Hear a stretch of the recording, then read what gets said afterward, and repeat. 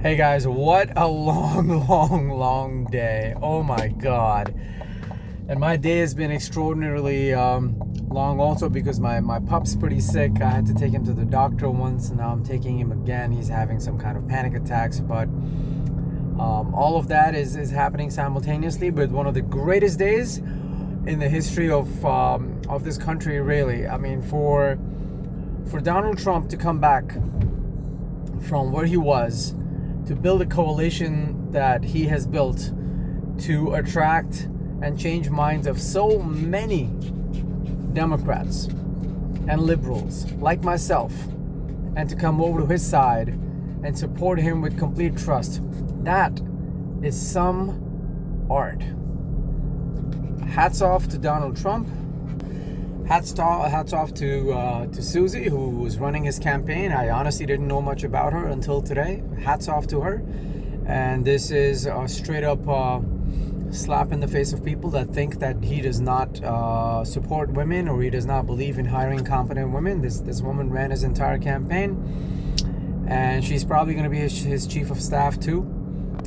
Hats off to his son, who pushed him to go on all those podcasts on independent media. Today, Donald Trump's win is really the win of independent media today.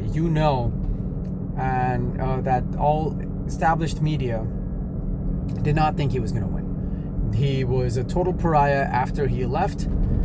The way he just didn't show up for the inauguration, he felt embarrassed.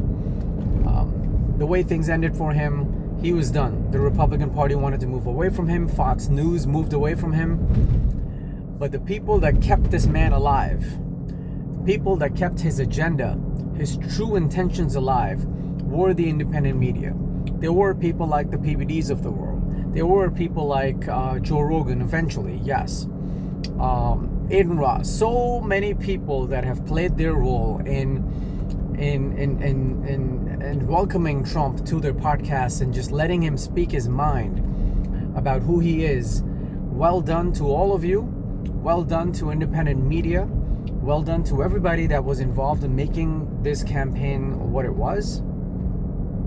I tell you, it's incredible, the comeback of this man. Think about it, right? So now, not only is he going back to the White House, he now is taking a very young vice president with him, who's around 40 years old, 41 years old. He's married to an Indian lady. So you can't call these guys sexist. You can't call these guys racist. These are men surrounded by extremely smart women. And it's just, I really have no words. I mean, they have the White House. They have Senate. They're probably going to end up getting the House also. They will have absolute complete mandate. Then they have Elon Musk on their team. Who would have thought a few years ago that someone like Elon Musk, a liberal guy, would support someone like Donald Trump? But here you are. And that, my friends, is the beauty of reaching across the aisle. And reaching across the aisle here was establishment versus non-establishment. Do you love the country, or do you love the machine that is built or that runs the country? So the answer is very simple now, isn't it? Right? People finally decided to walk away from their party for the right cause.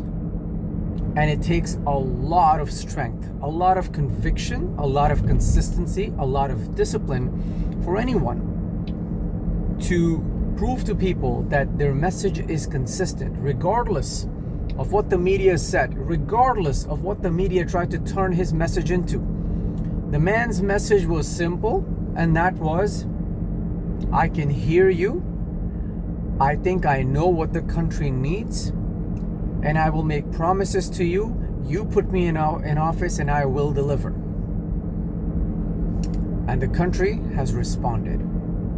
The biggest complaint that Democrats had in 2016, and hey, I was one of them, that, but I mean, he won based on electoral college, but he didn't win the popular vote, so electoral college sucks. Why can't we be like other countries where whoever gets the most votes basically wins White House? How about now? Huh? What are your thoughts now? Because this man is now also going to win the popular vote. If you thought 2016 was a fluke, you have your answer. He has the biggest mandate that we have seen any president earn in our lifetime. End of story. Full stop. Period. Now it is time to respect the mandate. Stop the stupid, pretentious game of resisting him.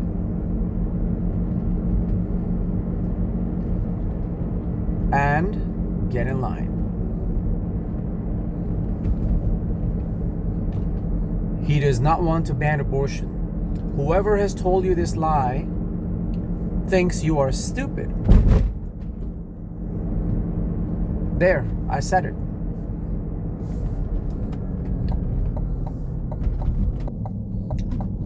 Elon Musk has joined him because he absolutely loves America. He has built SpaceX. He has built Tesla. These are good companies. You could argue, I could argue that Tesla has made mistakes.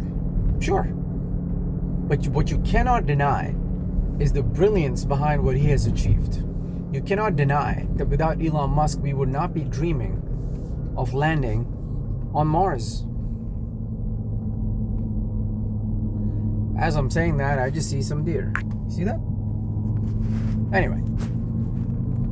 It's 3:14 a.m. here. I am so pumped. I'm driving my pup to the doctors at this time because there's a bit of emergency. But I'm so pumped. These are the kind of nights, and I still remember when Obama first won in 2008, and I kind of felt like this. And that night I went out with my friends to this diner and had strawberry milkshake. But boy, oh boy, oh boy, has my thinking on politics evolved since then. The more you understand, the more you know, the more refined your opinions get. And who knows, right? Maybe my opinion will evolve in the future as well. But today when I walked into that voting booth, it felt special. It felt like this was one of those defining moments. And I felt so lucky that I could take part in it. I stood there, went inside, turned my camera on. I took the opportunity, and I'm gonna share that video with you guys as I was going through the voting process. It was incredible. I walked out, took a photo of myself with the little sticker they give you, and I went to the gym, and I started watching on my phone. I have the Sling app. I started watching CNN. So even though I think CNN does a terrible job of covering Trump, because just the way they talk about him, they make him sound like a completely different person, which is incredible. If you actually follow Trump and listen to all his speeches, he's not what CNN shows him to be, right? He's a completely different person. He has completely different personality, completely different way of thinking than what they portray. But I still watch CNN because I do think their election coverage is great. They share things in a pretty organized, clean fashion. I am able to ignore opinions, and besides, I love hearing everybody's opinions. That's the only way to improve in life, and I think that is the only way Trump was able to win, because he does not just surround himself by people that agree with him. He surrounds himself with people that challenge him, that are able to speak their mind, and they're smart, right? He does not surround himself with people that are not smart and disagree with him, because what's the point? Elon Musk is a fine example. RFK Jr. is a fine example. I mean, RFK Jr. getting involved with the health side of things, and that's the other thing. People that voted for Kamala today think that RFK Jr. is a conspiracy theorist. You guys are out of your freaking minds. You have no idea who this guy actually is. And that is such a problem, because most of you are just simply intellectually lazy. And what I mean by that is that you'd rather listen to some smart person's opinion, that someone that you think is smart, their opinion, and just run with it. You never actually sit down and do your own research on any of these things. You just follow someone. And look, and some of this comes from going to college, right? Because when we go to college, and I went to college, and college taught me a lot of great things. But one of the bad things about college is, and it's just, I guess an unnecessary or unintentional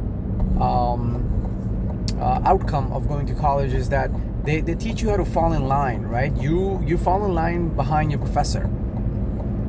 But once you're out in the real world and someone is talking to you about a certain subject you don't understand, you're used to falling in line behind someone. So then you have to find someone that you could fall behind.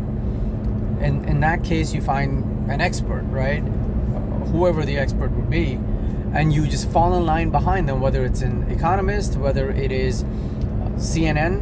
Who is RFK Jr.? And then you tune into CNN, for example. CNN says he's a conspiracy theorist, he's anti-vax, and then the moment they start to give you these keywords, your brain responds in a certain way. You're like, oh my God, conspiracy theorist. I can't believe him. I can't trust him. He's a conspiracy theorist.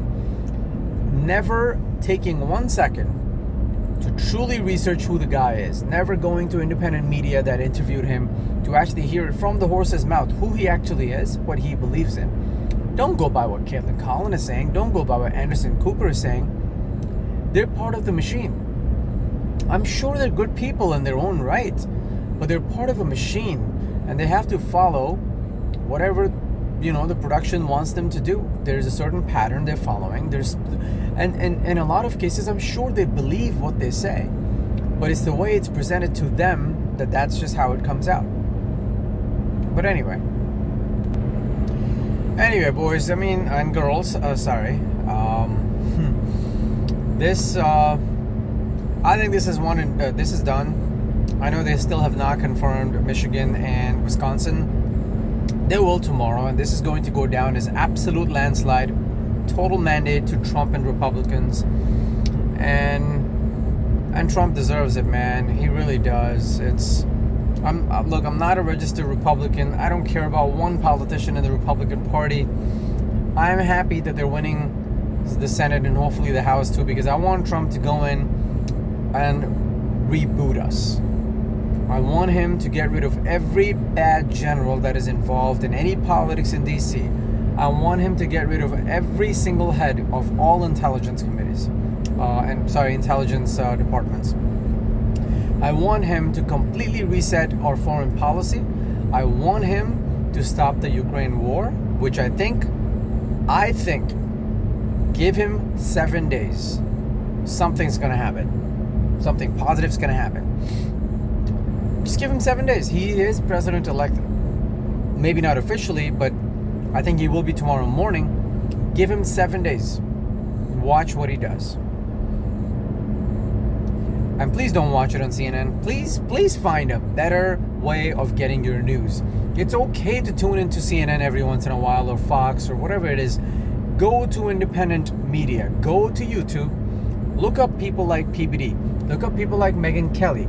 Look up people, even the ones that are all the way to the left. Watch them. These guys, as long as they're not backed by someone with an agenda, watch them. Get used to hearing both points of views of passionate people. Not people that are bought, but passionate people. And then make your mind about that subject. Don't just go to like-minded people all the time. If you're going to surround yourself in your life by like-minded people, it may be comfortable, it may feel comfortable to you, but I can promise you, you will never grow. My growth in the last 5 years on this topic, well, not 5 years, sorry, 3 years on this topic, is only because I was able to go, I pushed myself out of my comfort zone, and I started talking to people that have different point of views. And believe it or not, I still don't agree with them 100%. But when you surround yourself with people that are smart and happen to have different point of views than yours, it pushes you to use your brain more. It pushes you to use your ego less. And that is when all of a sudden, right, when you keep doing those things, all of a sudden you start to see things a little bit differently. You say, okay, hold on a second, this is nice, but is this truly what I think it is? And I'll give you a great example, right? So when Democrats talk about that, hey, listen, this is happening to you, or you got fired because you are African American. That, oh, you don't make the same money as a man because you're not a man, you're a woman. those conversations and that messaging is exactly how you can totally and completely destroy your competitive nature. And once you destroy your competitive nature in life, you can no longer compete. And if you can no longer compete, you're not a threat to anyone, right? Now you are just going to sit and wait for someone to just agree with you and your cries about how unlucky you are, how you're such a victim of life, that everything is rigged against you, right? And that is why, and that is how they get you. I just totally lost my train of thought, sorry. I'm trying to remember where I was taking this, and I don't remember it anymore. But all I'm going to tell you is, if you were someone that voted because you were scared the abortion rights were going to get taken away, if you think that it would be really bad to deport the illegals from this country, and now you're scared that Trump's going to do that, let me tell you something, guys. The abortion crowd, abortion is not getting taken away. Period. Whoever has put this stupid idea in your mind, as I said, they think you're stupid. And it is what it is, but no one's taking your abortion right away. So please get rid of that silliness. And if it was really that big of an issue, we would have seen that on the exit polls today. We didn't. Part 2. Illegal immigrants. We absolutely and 100% have to deport at least the ones that are criminals. And after that, we need to start deporting the ones that are not legal. So, get ready. Don't cry. Instead, try to really understand the other side. Try to understand why people have given this guy the mandate they've given him. Try to understand why the media did not want to cover his 2 assassination attempts properly.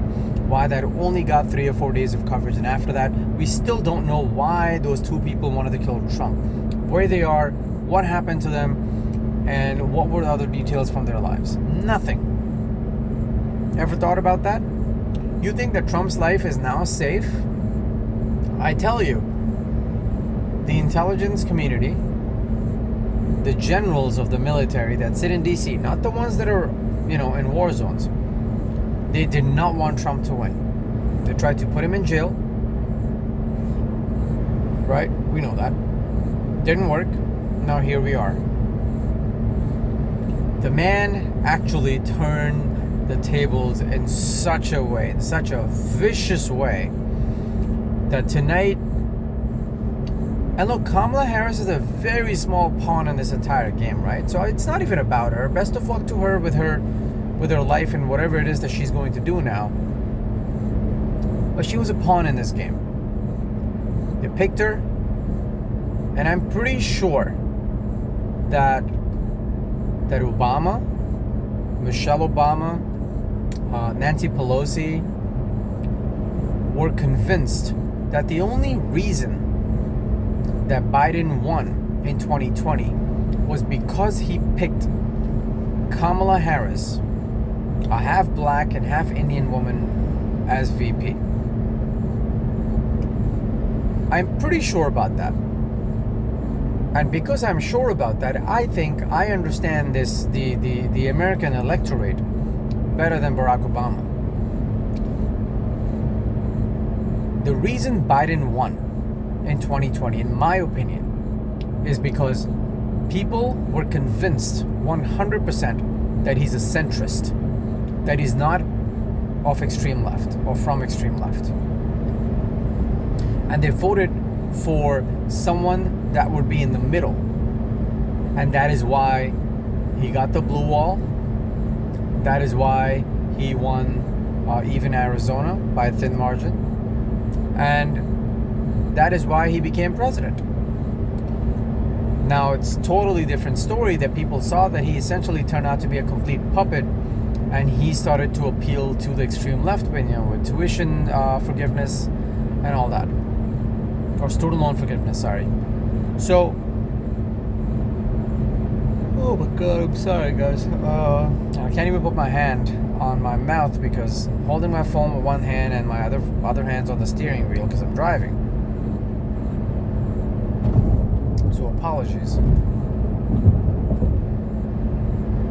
So I think that's why they were willing to basically rig this entire process in such a way that they did it so late that the primaries would be over, but then they had a debate so early that there would still be enough time to push Kamala in. Once they exposed Biden on live national TV that he is not fit to be next president, they pushed Kamala into the mix thinking that Kamala is the reason he won, so there's no reason why she can't herself win this election. They believe that crap. And I don't know why. Maybe Kamala sounds really smart in person. I don't really know, but that seems so absurd to me.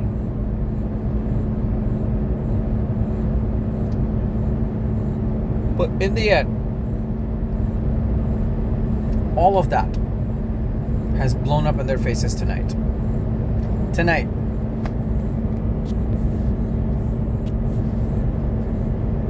On the 6th day of November, which was 5th not too long ago, America has spoken in one voice that Donald J. Trump is going to be our next president. We will give him and his party the House, hopefully. We will give him and his party Senate. We will give him absolute mandate on running this country the way he sees fit. We trust his judgment. We liked the economy under him. We liked the control on immigration under him. And life was better 4 years ago than it is today. And Kamala was nothing but more of the same as Biden. You have a good night. Best of luck to everybody. Let's celebrate this. If you are an American, this is a very, very proud moment for all of us, because we registered as Republicans and Democrats all came together to make this happen. I know no news channel has said this, but I think tomorrow when you guys watch any news channel, you will hear things like that the number of registered Democrats that voted for Trump was record high. And it's record high because sooner or later, smart people, even if they are stuck in their paradigm, some of them have the ability to walk out and view the world through a new lens, keeping their ego and past aside. Yes, we can. Good night, everybody.